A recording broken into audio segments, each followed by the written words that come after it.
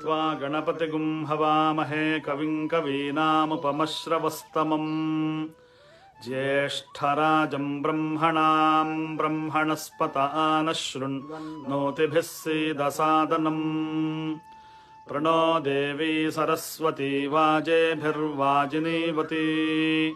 धीनामवित्रयवतु गुरुर्ब्रह्मा गुरुर्विष्णुर्गुरुर्देवो महेश्वरः गुरुः साक्षात् परं ब्रह्म तस्मै श्रीगुरवे नमः।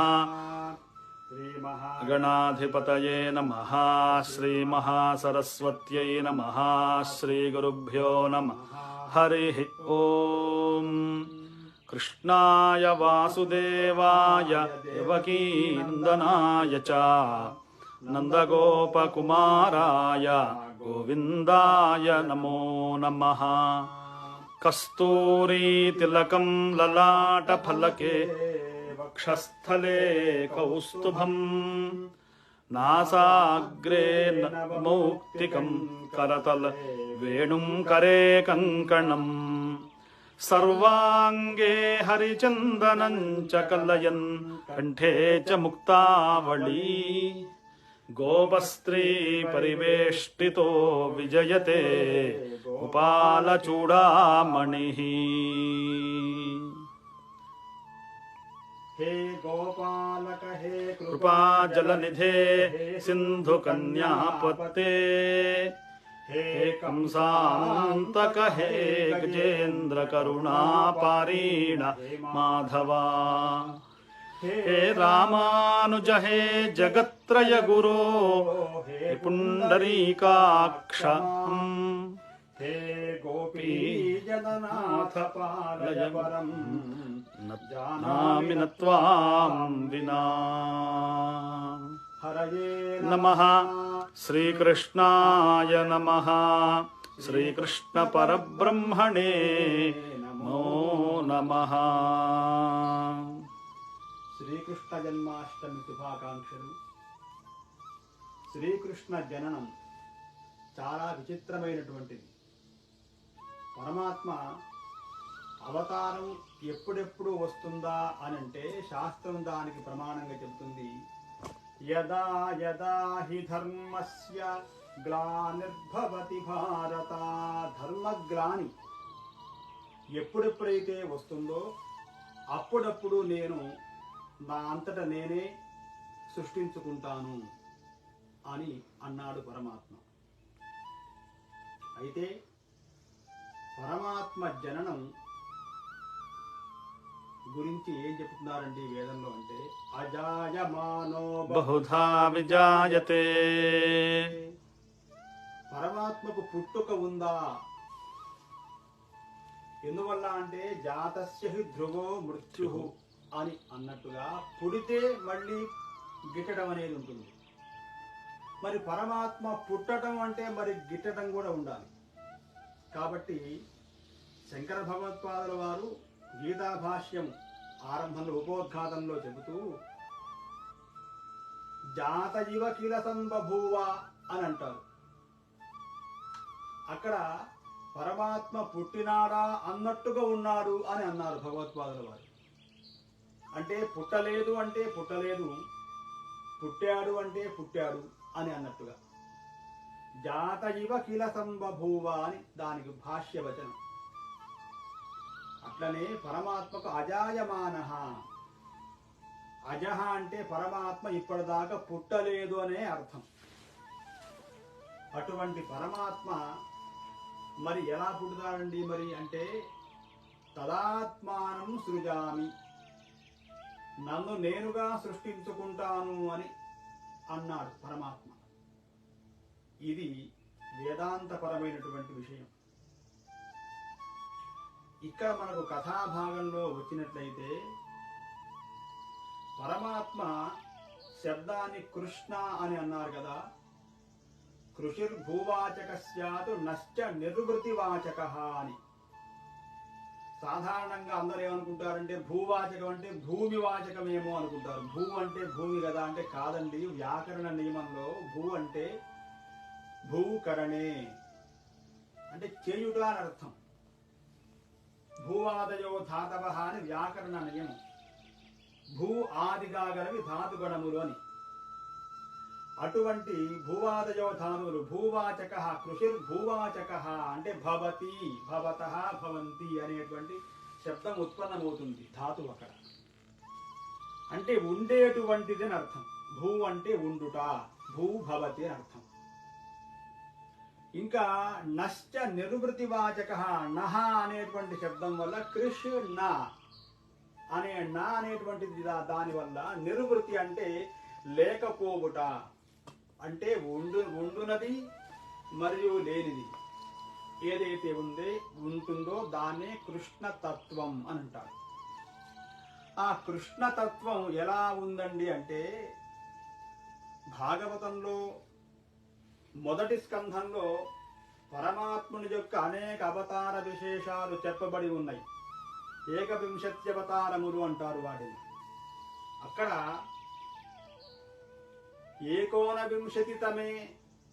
19తమः రామకృష్ణావతారాः కథితాः ఇది. అంటే రామకృష్ణ అవతారములు. రాముడు అంటే అందరి హృదయాల్లో రమించేటువంటి వాడు. అటువంటి స్వామి యొక్క జనన వృత్తాంతాన్ని ఇవాళ కృష్ణ జన్మాష్టమి సందర్భంగా భాగవతంలో శ్రీమద్భాగవతంలో దశమ స్కంధంలో మనకు 3-4 అధ్యాయములు స్వామి యొక్క జన్మ వృత్తాంతాన్ని తెలియజేస్తున్నారు వ్యాస భగవానుడు. వ్యాసాయ విష్ణురూపాయ వ్యాసరూపాయ విష్ణవే నమో వై బ్రహ్మనిధయే. ఆయన బ్రహ్మనిధి అన్నారు. బ్రహ్మనిధి అంటే ఏమిటా అంటే వేదముల యొక్క నిధే. అందుకే వేదంలో మాటి మాటికి బ్రహ్మవాదినో వదంతి అని వస్తుంటుంది. అంటే బ్రహ్మవాదులు అంటే వేదవాదులు.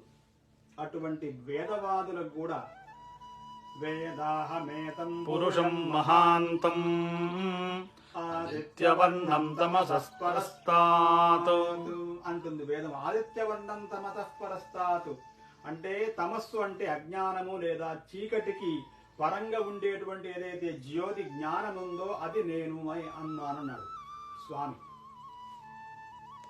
అందువల్ల తేజసామపి తేజస్వి, ఏదైతే అన్ని ప్రపంచాల్లో అన్ని లోకాల్లో తేజస్సుగా ఉంటుందో ఆ తేజస్సులకే తేజస్సు నేను అన్నాడు స్వామి. ఎందువల్ల అంటే యస్య భాషా సర్వమిదం విభాతి అని భగవద్వచనం. ఎవని యొక్క కాంతి చేత నక్షత్రాదులు సూర్యుడు చంద్రుడు అనేటువంటివి ప్రకాశిస్తున్నాయో అటువంటి ప్రకాశాన్ని నేను అన్నాడు. తేజస్వినామహం అని గీతావాక్యం. అటువంటి పరమాత్మ ఎలా జన్మించాడు అంటే సప్తమో వైష్ణవం ధామ యమనంతం ప్రచక్షతే గర్భో బభూవ దేవక్యా హర్షశోక వివర్ధనః భగవానపి విశ్వాత్మా విదిత్వా కంసజం భయం. దేవతలందరూ కూడా వెళ్ళి ఆ పరంధాముణ్ణి ప్రార్థించారు. ఈ కంసుని యొక్క బాధలు మేము తాళలేకపోతున్నాము స్వామి, ఈ భూభారము యొక్క క్షోభని నీవే అనతాలి అని చెప్పి ప్రార్థించగా స్వామి దేవతలకు అభయాన్నిచ్చారు. నేను సాక్షాత్తుగా దేవతల యొక్క దుఃఖాన్ని పోగొట్టేందుకు గాను జన్మిస్తాను భూమి యందు దేవకీ గర్భంలో. దేవక్యా జఠరే గర్భం శేషాక్షం ధామ మామకం. నేను పరుండిన ఈ యొక్క శేషుడు ఏదైతే ఉన్నాడో ఆయన నాకు అన్నయ్యగా జన్మిస్తాడు, నేను అతనికి తమ్ముడుగా జన్మిస్తాను అని దేవతలకు స్వామి చెప్పాడు. అదేవిధంగా ఇక్కడ మనకు ఉపాఖ్యానంలో ఏం చెప్తారండి అంటే దేవకికి వసుదేవుడికి మాత్రమే ఎందుకు జన్మించాలి స్వామి, ఇంకా వేరే వాళ్ళకు జన్మించరాదా అంటే కాదండి. మనకు మన్వంతరాలు 14 మన్వంతరాలుంటే స్వయంభువ స్వారోతిష ఉత్తమ తామస రైవత చాక్షుష అనేటువంటి ఏవైతే మనువులు ఉన్నారో ఆ మనువుల్లో మొట్టమొదటి మనువు ఎవరైతే ఉన్నాడో ఆయన పేరు స్వయంభువ మనువు. ఆ స్వయంభువ మన్వంతరంలో వీళ్ళు తపస్సు చేశారట. తపస్సు చేసి బ్రహ్మను గురించి తపస్సు చేస్తే, సంతాన వృద్ధి కోసం బ్రహ్మదేవుడిని తపస్సు చేస్తే, బ్రహ్మదేవుడు ప్రత్యక్షమైతే మాకు ఈ సంతానం కాదు, సాక్షాత్తుగా ఆ పరంధాముడు మా యొక్క ఉదరంలో జన్మించాలి అని ప్రార్థన చేస్తే వాళ్ళ యొక్క తపస్సుకి వాళ్ళకి ఇచ్చినటువంటి వరం మేరకు ఇక్కడ వాళ్లకు ఆ పరమాత్మ యొక్క అనుగ్రహం పొందారు అనేటువంటి వృత్తాంతాన్ని సాక్షాత్తుగా అప్పుడే పుట్టినటువంటి బాల శిశువైనటువంటి జగన్నాథుడు దేవకీదేవికి చెప్పినటువంటి విషయం కూడా ఇందులో కనిపిస్తుంది. అయితే నీవు ఎవరో నేనెవరో అన్న వృత్తాంతాన్ని స్వామి చెప్పాడు, చిన్న శిశువైనటువంటి స్వామి. అవ్వా నీవు తొల్లి స్వయంభువ మన్వంతరంబున పృష్ణిజను పరమ పతివ్రతవు అని స్వామి గమ్మత్తండి, చాలా విచిత్రం. అప్పుడే పుట్టిన బిడ్డ ఎలా మాట్లాడతాడు అంటే అదే కృష్ణ యొక్క శబ్ద వాచకం. కృష్ణుడంటే మాయ, మాయామయం ఇదం అఖిలం అనేటువంటి ఈ యొక్క సమస్త చరాచర సృష్టి ఏదైతే ఉందో అదంతా కూడా మాయే. జగన్ మిథ్య బ్రహ్మ సత్యం అన్నట్టుగా పరమాత్మ యొక్క లీలలు ఆయన పుట్టిన దగ్గర నుంచే ఆరంభించాడు. అందువల్ల రామ అవతారానికి కృష్ణ అవతారానికి చాలా తేడా ఉన్నది. ఏకపరాత్మ బహుదేహవర్తి అని అన్నట్టుగా పరమాత్మ ఒక్కడైనప్పటికీ కూడా సందర్భాన్ని ఉచితంగా చేసుకొని ఆధారం చేసుకొని వివరించాలన్నారు. కృష్ణ తత్వం తొందరగా పట్టుబడదు, చాలా కష్టం. రాముడు చాలా సులభంగా, ఎందువల్ల అంటే అహం మానుషం మన్యే అన్నాడు స్వామి. కృష్ణుడు నేను శాసిస్తున్నాను, నేను చెప్పిందే వేదవాక్యం, నేను చెప్పింది ఆచరించు అంతే అన్నాడు ఆయన. ఇందుట్లో ఇంకా విచారించాల్సిన అవసరం లేదు, అది కృష్ణతత్వం. కాబట్టి జఠరంలో ఉండేటువంటి గర్భ ఆవాసం అనేది ఏదైతే ఉందో అది చాలా కష్టం. ఎందువల్ల అంటే పరంధాముడైనటువంటి స్వామి గర్భంలో దేవకీదేవి యొక్క గర్భంలో ఉండటం అనేది సాధ్యం కాదు. అందుకే దేవకీదేవి అంటుంది పుట్టిన తర్వాత, స్వామి సమస్త జగములెల్లా కూడా నీ యొక్క ఉదరములో ఉండేటువంటి స్వామివి నీవు నా గర్భమునందు ఉండుట చోద్యము కాదా అని స్వామితో మాట్లాడుతుంది దేవకీదేవి. ఇవన్నీ కూడా చాలా రహస్యాలు.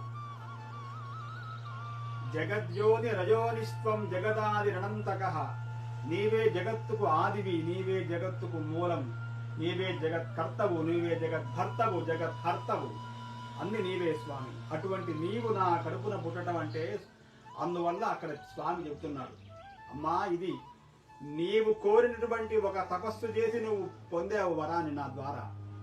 అందువల్ల నేను ఈ మన్వంతరంలో నేను మళ్ళీ నీ కడుపున ఇచ్చిన మాటకు నిలబడి నేను పుత్రుడిగా జన్మిస్తున్నాను అని చెప్పి స్వామి చెప్పాడు. వసుదేవుండును సుతపుండను ప్రజాపతి. ఈ వసుదేవుడు అనేటువంటి వాడు సుతపహ అనేటువంటి ప్రజాపతి యొక్క ఆయన తపస్సు చేస్తే తపస్థలంగా స్వామి ఇక్కడ ఈ ద్వాపర యుగంలో స్వామి వాళ్లకు శిశువై జన్మించాడు అన్న పరమ వృత్తాంతాన్ని మనకు శ్రీమద్భాగవతం దశమ స్కంధం సంస్కృత వ్యాఖ్యానంలో మనకు ఈ విషయాలు కనిపిస్తూ ఉన్నాయి. నామధేయాని కుర్వంతి స్థానాని చ నరా భువి, దుర్గేతి భద్రకాళేతి విజయా వైష్ణవీతి చ, కుముదా చండికా కృష్ణా మాధవీ కన్యకేతి చ, మాయా నారాయణీశాని శారదేత్యంబికేతి చ. ఇక్కడ గమ్మత్ ఏమిటట అంటే, స్వామి ఇక్కడ దేవకీదేవి యందు జన్మిస్తే అక్కడ నందకులంలో అమ్మవారే సాక్షాత్తుగా వచ్చారు అని చెప్పి పుట్టారు ముందు. అక్కడ ఈయన పుట్టినటువంటి బాలకుడిని తీసుకొని వెళ్ళి అక్కడికి వెళ్ళటం, అక్కడ ఉండేటువంటి శిశువుని తీసుకొచ్చి ఇక్కడ రావటం జరిగింది వసుదేవుడు.